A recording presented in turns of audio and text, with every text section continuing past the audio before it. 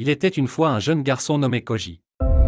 Koji était toujours curieux du monde et cherchait constamment des réponses aux grandes questions de la vie. Un jour, il entendit parler d'un sage maître zen qui vivait au sommet de la plus haute colline du village.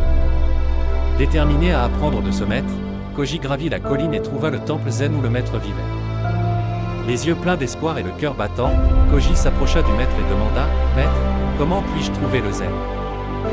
Le maître, un vieil homme doux avec une lueur malicieuse dans les yeux, sourit devant l'enthousiasme de Koji. 10 ans, répondit-il calmement. La détermination de Koji ne fit que grandir.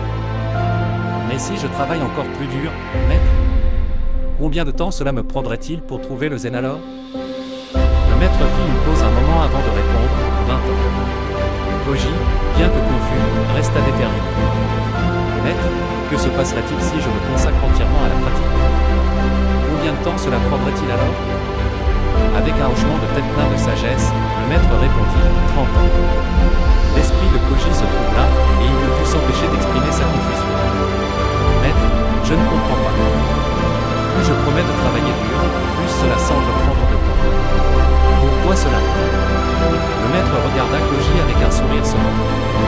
Lorsque tu as un œil fixé sur le but, tu n'as qu'un seul œil sur ton chemin, expliqua-t-il doucement.